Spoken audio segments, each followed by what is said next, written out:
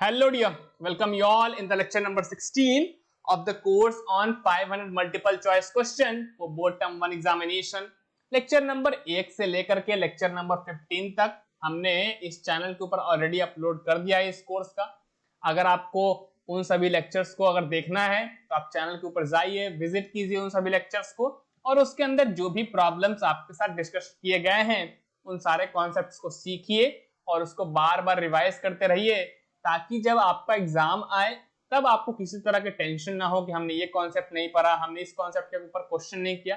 क्योंकि ये जो 500 एमसीक्यू सीरीज है इसके अंदर हमने ऑलरेडी आपको ये बिलीव दिलाया है कि आप पूरा कोर्स कीजिए, अगर एक भी कोई कॉन्सेप्ट रह जाए तो आप मुझे बताना, हम सारे के सारे कॉन्सेप्ट्स को बिल्कुल डिटेल के अंदर डिस्कस कर रहे होंगे।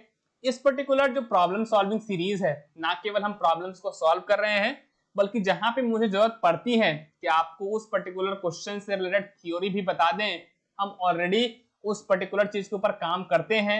हम आपको थ्योरी भी डिटेल के अंदर बताते हैं कि देखो भाई ये वो थ्योरी है इस पर्टिकुलर टॉपिक से रिलेटेड, तो अगर आपको ये पहले से पता था तो अच्छा है, रिवाइज कर लो, नहीं पता है तो आप इसको एक नोटबुक कॉपी के अंदर याद कर लो। उसके बाद फिर हम उसके ऊपर प्रॉब्लम सॉल्व करते हैं तो हमारा वो जो टॉपिक है वो बेहतर हो जाता है। तो ये पर्टिकुलर जो कोर्स है वो आप ही के लिए चलाया गया है ना, विद पर्सपेक्टिव इस चीज को देखते हुए कि आपका एग्जाम जो है वो 30 नवंबर से हो रहा है।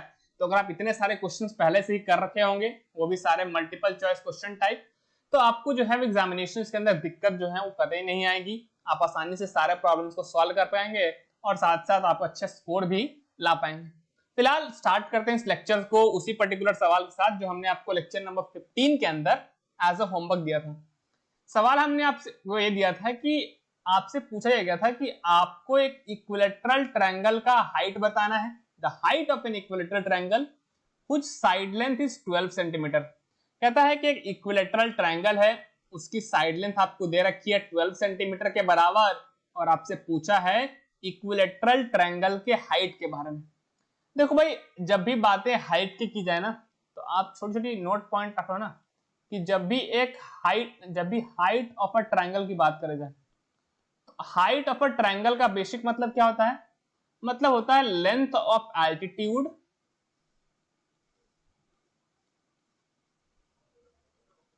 ड्रॉन फ्रॉम अ वर्टेक्स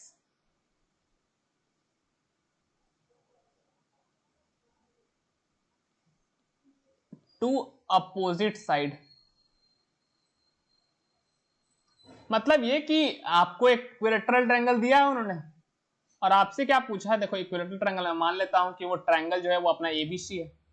उन्होंने आपसे पूछा है कि भैया आप जो है वो हाइट बता दो इक्विलेटरल ट्रायंगल का। तो आप क्या करेंगे, हाइट निकालने का मतलब क्या है, एक वर्टेक्स को पकड़ा और उससे अपोजिट साइड के ऊपर एक परपेंडिकुलर ड्रॉप दे दिया ना, इसको बोलते हैं एल्टीट्यूड। तो मैंने मान लिया कि ये डी पॉइंट है।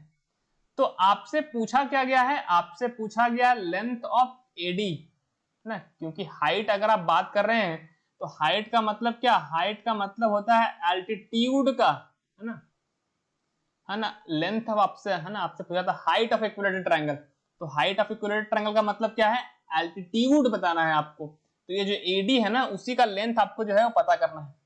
तो क्या आपको पहले से ही फॉर्मूला पता है कि फॉर एन इक्विलेटरल ट्रायंगल, कि अगर आपके पास कोई इक्विलेटरल ट्रायंगल है तो जो लेंथ ऑफ एल्टीट्यूड होता है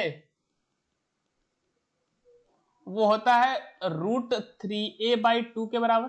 क्या आपको ये पता है? अगर नहीं पता तो आप ये नोट कर लीजिए। इसका जो प्रूफ है हम ट्रायंगल चैप्टर जब डिटेल में कर रहे होंगे तो उसमें हम देंगे, अभी तो वो हम है ना करने वाले नहीं है क्योंकि अपना जो है वो पूरा ध्यान जो है वो बोर्ड एग्जाम के ऊपर लगा गया है। तो यहाँ पे √3/2 तो समझ में आ गया। ये क्या है, ये जो है वो साइड लेंथ होता है, ये जो होता है वो साइड लेंथ होता है उस ट्रायंगल का, है ना, उस इक्विलेटरल ट्रायंगल का जिसकी आप बात जो है वो कर रहे हैं। आ रही बात समझ में? तो मैं थोड़ी सी जो है यहाँ पे गंदगी जो फैल गई उसको निपटाता हूँ। ओके, बिल्कुल। तो मैं क्या बोल रहा हूँ कि ध्यान समझो, मैं क्या बोल रहा हूँ कि अगर आपसे कभी भी एक ट्रायंगल के हाइट के बारे में पूछे तो आपको क्या करना है, आपको एल्टीट्यूड का लेंथ बताना है ना। हाइट ऑफ अ ट्रायंगल का मतलब क्या है, हाइट ऑफ अ ट्रायंगल का मतलब है लेंथ ऑफ एल्टीट्यूड जो कि किसी एक वर्टेक्स से अपोजिट साइड के ऊपर आप ड्रॉप करते हैं, ठीक है। तो हमें क्या बोला गया कि इक्विलैटरल ट्रायंगल एबीसी है जिसका साइड लेंथ उन्होंने दे रखा था कितना, 12 सेंटीमीटर, 12 सेंटीमीटर और 12 सेंटीमीटर। तो अगर आपको एक फॉर्मूला ऑलरेडी से पता है कि इक्विलैटरल ट्रायंगल के केस में लेंथ ऑफ एल्टीट्यूड √3a/2 के बराबर होता है, तो हमें लेंथ ऑफ एल्टीट्यूड तो ही पूछा है ना, क्योंकि पूछा क्या है, हाइट, और हाइट किसके बराबर है, हाइट तो बेसिकली एल्टीट्यूड का लेंथ के बराबर ही है। आई बात समझ में आता है। और ये होता है √3a/2 के बराबर, है ना। तो a कितना है, a मतलब साइड लेंथ है 12 दिया हुआ है। तो अगर आप इसको सॉल्व करेंगे तो आपको आंसर मिल जाएगा कितना, 6√3। तो अगर आपका आंसर सॉल्व करने पे 6√3 आया था तो आपका आंसर सही है ना। आप जो है वो तालियां बजाइए, नाचिए, गाइए, जो भी आपको लगता है खुशियां मनाने का अवसर है मनाइए। जिन्हें नहीं आता था उनके लिए कॉन्सेप्ट है कि जब भी आपसे पूछा जाए इक्विलैटरल ट्रायंगल के केस में, हाइट पूछे चाहे लेंथ ऑफ एल्टीट्यूड पूछे, दोनों चीजें सेम है। और वो कैसे कैलकुलेट करते हैं, तो √3/2 इंटू साइड लेंथ। तो यहाँ पे साइड लेंथ चूंकि 12 सेंटीमीटर के बराबर था तो हमने √3/2 इंटू 12 किया, 2 से 12 कट गया 6 टाइम, तो 6 इंटू √3 कितना आ गया, 6√3। तो ये आपका आंसर हो गया। चलिए मूव करते हैं अगले पर्टिकुलर सवाल की ओर। अगला जो सवाल है स्क्रीन के ऊपर आपको दिख रहा होगा। सवाल है triangle ABC is similar to triangle DEF, ठीक है ना। और बोला है कि the perimeter of triangle ABC and triangle DEF are 30 centimetre and 18 centimetre. They have also given BC is equal to 9 centimeter and you have to find the value of EF, है ना। देखिए क्या क्या दिया है, सबसे पहले उसको डिकोड करते हैं। उन्होंने पहली चीज ये बोली कि ABC जो है वो क्या है ना, वो सिमिलर है ट्रायंगल DEF के। तो जब भी दो ट्रायंगल सिमिलर होती हैं तो आपको दो चीजें पता होनी चाहिए। पहला कि कॉरस्पॉन्डिंग एंगल्स इक्वल होते हैं, और दूसरा कि कॉरस्पॉन्डिंग साइड्स आर प्रोपोर्शनल। ये दोनों बातें आपको माइंड में जो है वो रहनी चाहिए जब कभी भी आप सिमिलर ट्रायंगल की बातें जो है वो कर रहे हैं। Corresponding sides are proportional. तो अगर आप गौर से देखें तो यहाँ पे कहीं भी एंगल्स की बातें नहीं हो रही हैं, यहाँ पे साइड लेंथ बीसी की बात हो रही है, ईएफ की बात हो रही है। तो अगर हम प्रोपोर्शनैलिटी वाला रिजल्ट लिखें तो चूंकि एबीसी सिमिलर है ट्रायंगल डीईएफ के, तो क्या हम लिख सकते हैं क्या कि AB upon DE is equal to BC upon EF is equal to AC upon DF। बिल्कुल लिख सकते हैं, क्योंकि दोनों ट्रायंगल सिमिलर बोला है और दो सिमिलर ट्रायंगल्स के कॉरस्पॉन्डिंग साइड का रेशियो क्या होता है, सेम होता है। साइड का रेशियो जो है वो सेम होता है बिल्कुल। अगर आप गौर से देखें तो पेरीमीटर के बारे में उन्होंने जिक्र किया है। क्या पेरीमीटर के बारे में, हाँ, पेरीमीटर कैसे कैलकुलेट करते हैं, अरे भैया उसकी जरूरत नहीं है। आप अगर गौर से सवाल को देखें तो सवाल यह है आपसे कि पेरीमीटर का, दोनों ट्रायंगल का पेरीमीटर दे दिया, एक साइड दे दिया BC और आपसे पूछा है EF। मतलब ये कि अगर हम साइड का रेशियो है ना, साइड का रेशियो को अगर हम किसी तरह से पेरीमीटर के टर्म्स में रिलेट कर लें तो क्या अपना आंसर आ जाएगा। आंसर है कि हाँ, क्योंकि ABC का पेरीमीटर दिया हुआ है, DEF का ही पेरीमीटर दिया हुआ है और दोनों ट्रायंगल सिमिलर हैं। तो आपको एक रिजल्ट याद होगा पहले से, नहीं याद है तो लिख लीजिए कि अगर दो ट्रायंगल सिमिलर हैं, if two triangles are similar, अगर दो ट्रायंगल जो है आपके सिमिलर हैं तब कॉरस्पॉन्डिंग साइड का रेशियो, है ना, then ratio of corresponding side equals the ratio of perimeter.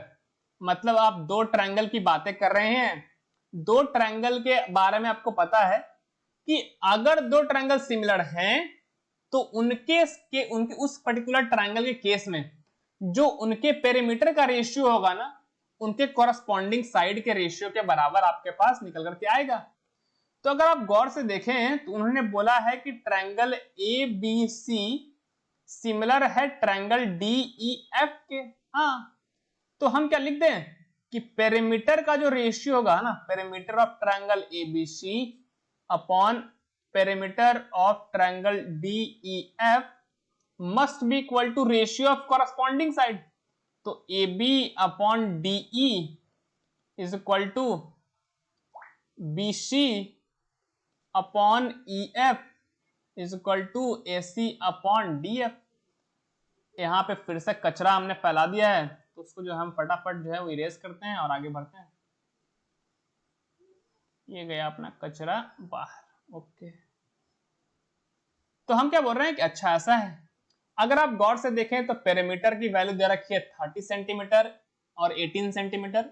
BC का वैल्यू देकर के EF का वैल्यू दिया है ना, तो अगर हम इसको और BC और EF को कंसीडर करना इस रेशियो को, तो हम क्या बोल सकते हैं अच्छा कि BC अपॉन EF जो है वो पेरीमीटर के रेशियो के बराबर होगा। हाँ, क्योंकि AB अपॉन DF भी पेरीमीटर के रेशियो के बराबर, BC अपॉन EF भी पेरीमीटर के रेशियो के बराबर, इनफैक्ट AC अपॉन DF भी, क्योंकि सिमिलर ट्रायंगल के केस में कॉरस्पॉन्डिंग साइड्स का रेशियो पेरीमीटर के रेशियो के बराबर होता है।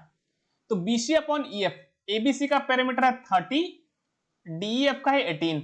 BC की वैल्यू दे रखी है उन्होंने 9, आई थिंक देख लेता हूं फिर से मैं। BC की वैल्यू बिल्कुल 9 दे रखा है और EF पूछा है, तो 9 upon EF is equal to 30 upon 18। अगर आप सॉल्व करेंगे EF की value, that is 9 into 18 divided by 30। 6 से ये कट जाएगा 5 टाइम्स, 6 से कट जाएगा 3, 9 3 जाएगा 27 डिवाइड बाई 5। अगर आप डिवाइड देते हैं तो 25 बच गया, 4 पॉइंट दिया तो 4 के ऊपर 0। अच्छा, तो आ गया 5.8 सेंटीमीटर। अगर आप ऑप्शन देखेंगे तो आपको, एक मिनट मैंने कुछ गड़बड़ तो नहीं कर दी ना, देख लेता हूं मैं। 25, अच्छा हाथ में 2 बचा था ना, बिल्कुल, तो ये 2 बचेगा तो 20 बनेगा और ये 5.4 आ जाएगा। तो ऐसा कोई ऑप्शन नहीं था 5.8, लेकिन अगर हम गौर से देखें तो 5.4 अपना ऑप्शन आ जाएगा, तो ऑप्शन बी करेक्ट हो जाएगा। तो आपको इस पर्टिकुलर सवाल में सीखने को ये मिला कि अगर दो ट्रायंगल सिमिलर है तो कॉरस्पॉन्डिंग साइड का रेशियो पेरीमीटर के रेशियो के बराबर होता है, और कोई पर्टिकुलर नई चीज नहीं है। अगला जो सवाल है इसमें भी कुछ नई चीजें नहीं है। आपको बोला है कि ट्रायंगल ABC सिमिलर है ट्रायंगल DEF के, एरिया दे रखा है उनका, ABC का भी दे रखा है और DEF का दे रखा है, और कॉरस्पॉन्डिंग साइड का रेशियो पूछा है। तो ये आपको पता होना चाहिए कि जो एरिया का रेशियो होता है ना, अभी हमने पेरीमीटर के रेशियो की बात करी, तो जो पेरीमीटर का रेशियो होता है वो कॉरस्पॉन्डिंग साइड के रेशियो के बराबर होता है, जबकि कॉरस्पॉन्डिंग, अगर हम एरिया के टर्म्स में बात करेंगे तो एरिया का रेशियो कॉरस्पॉन्डिंग साइड के रेशियो के स्क्वायर के बराबर होता है। अच्छा, बिल्कुल।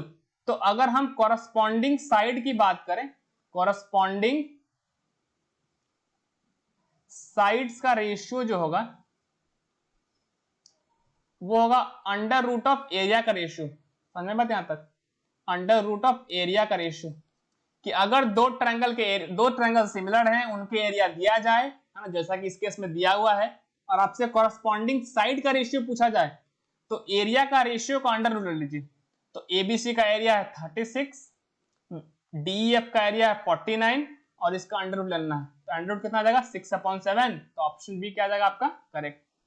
हमने इस पर्टिकुलर लेक्चर के अंदर 3 सवाल डिस्कस किए, एक height of the equilateral triangle, दूसरा perimeter of ratio of perimeters in case of similar triangle, and ratio of area in case of similar triangle. हमने एक्चुअली में पहला जो साइकिल है उसको कंप्लीट कर लिया है। That's why I congratulate you all, है ना, that we have completed our the first cycle of solving the 5 problem. Are you ready for the next one? I am waiting for all in the next lecture. अगर आप excited हैं तो comment section के अंदर लिखिए इसे। मिलते हैं आपसे अगले लेक्चर के अंदर, तब तक के लिए keep learning and stay happy.